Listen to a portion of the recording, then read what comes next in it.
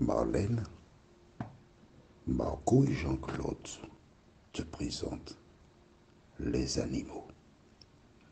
Nous lirons des livres de Genèse 2, versets 18 à 24 et Nombre 22, versets 22 à 30. Genèse 2, 18 à 24.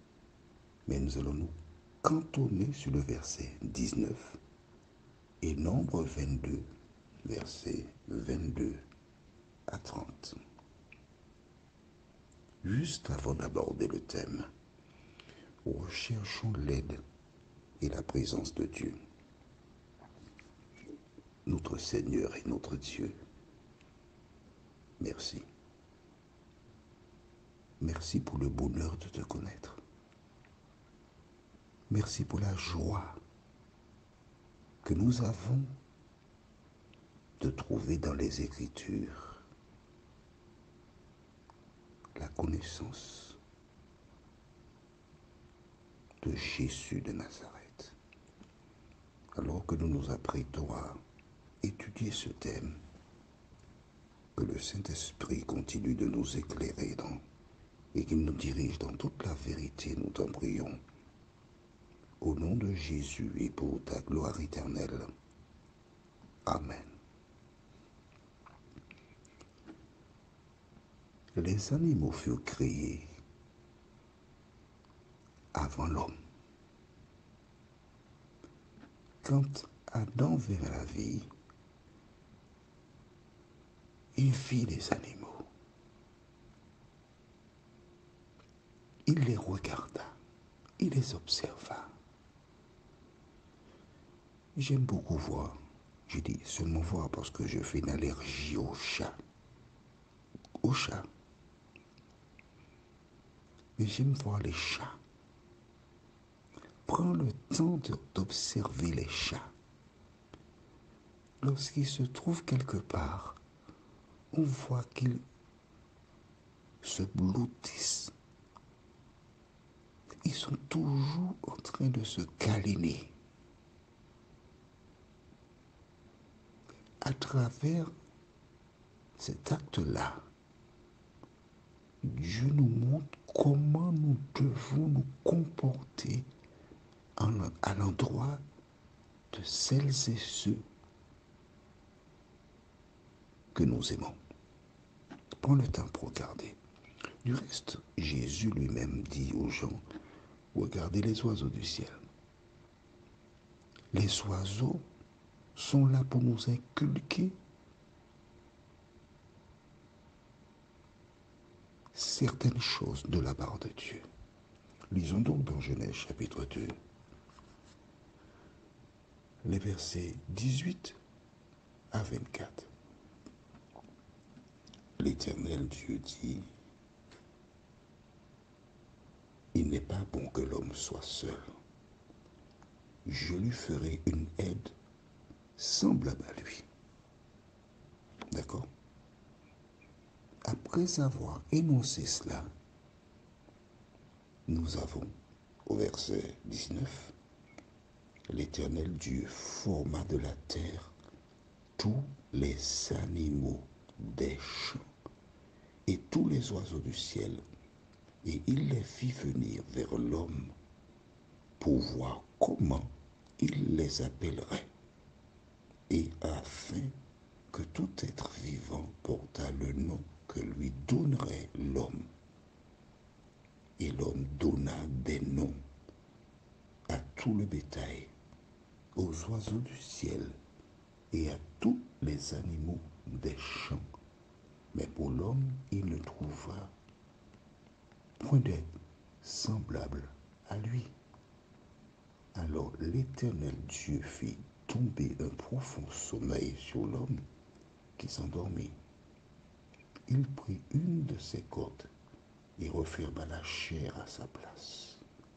L'Éternel Dieu forma une femme de la corde qu'il avait prise de l'homme et il l'amena vers l'homme. Et l'homme dit, voici cette fois celle qui est os de mes os et chair de ma chair. On l'appellera parce qu'elle a été prise de l'homme. C'est pourquoi l'homme quittera son père et sa mère et s'attachera à sa femme, et ils deviendront une seule chair. Nous nous arrêtons aujourd'hui qu'aux animaux.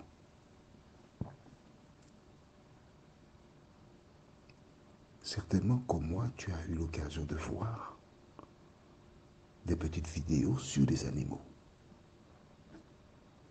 Comment parfois j'ai vu un chien qui protégeait un bébé d'un parent qui voulait taper le bébé. Et nous avons beaucoup d'images. Personnellement, quand j'étais jeune, j'ai eu un berger allemand qui s'appelait Titan, qui était très affectueux.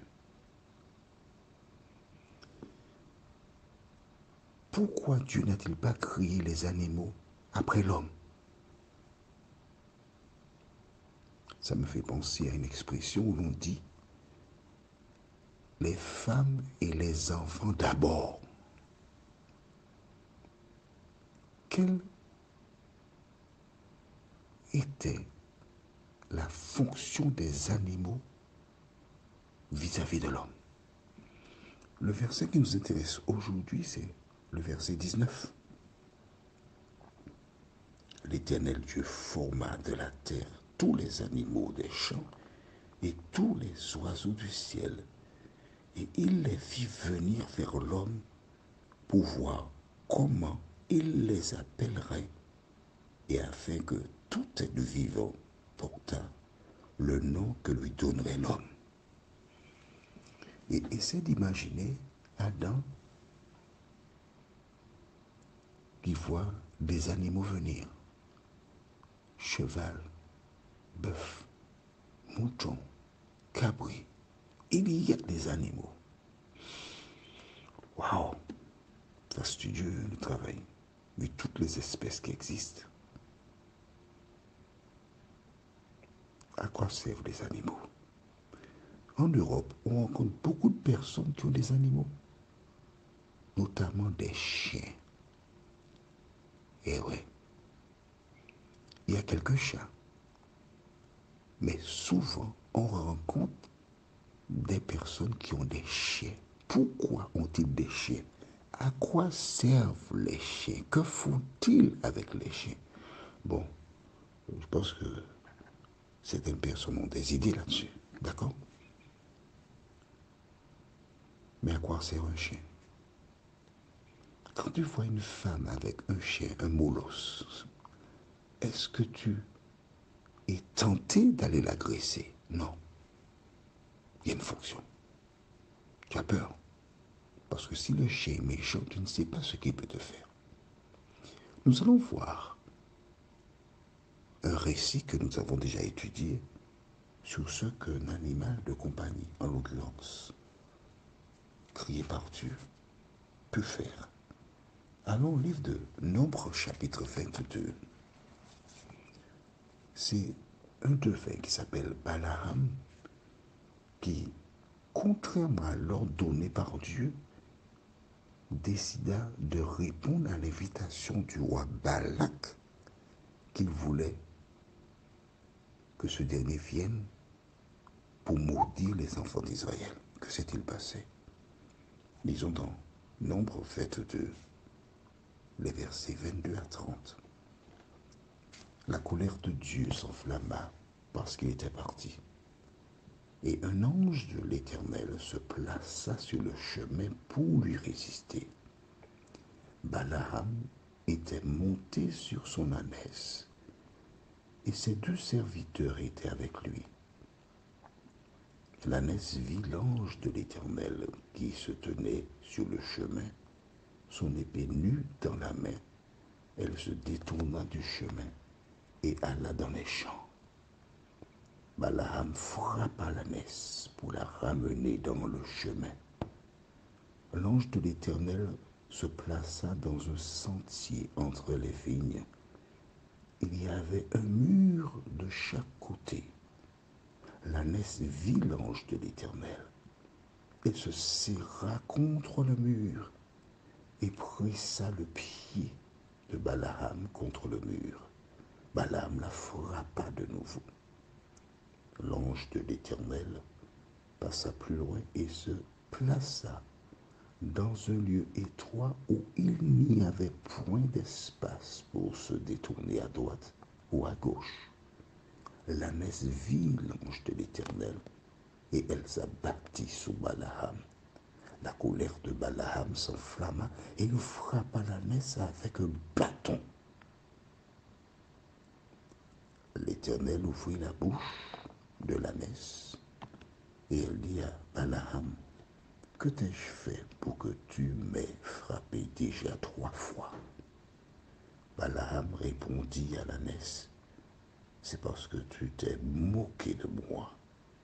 Si j'avais une épée dans la main, je te tuerais à l'instant. » L'ânesse dit à Balaam, « Ne suis-je pas ton ânesse que tu as de tout temps monté jusqu'à ce jour?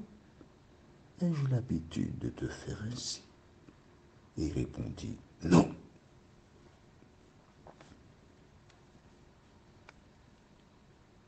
À quoi servent les animaux?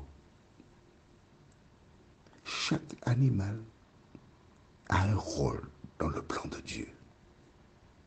En dehors de ce récit, les agriculteurs récupèrent ce qu'on appelle le fumier, les excréments, surtout des moutons, des cabris, des bœufs, afin de nourrir la terre et ainsi récolter des produits alimentaires.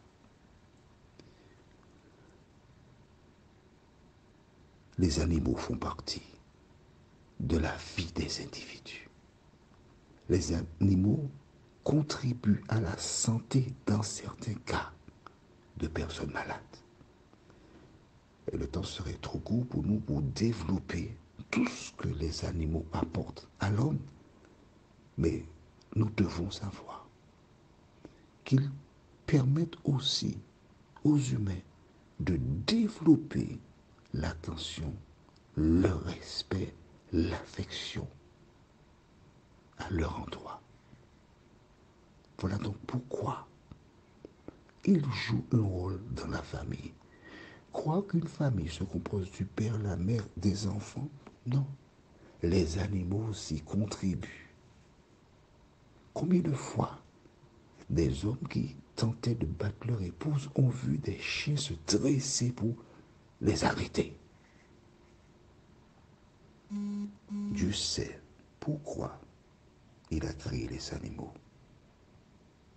À nous de découvrir leurs fonctions dans nos familles. Prions.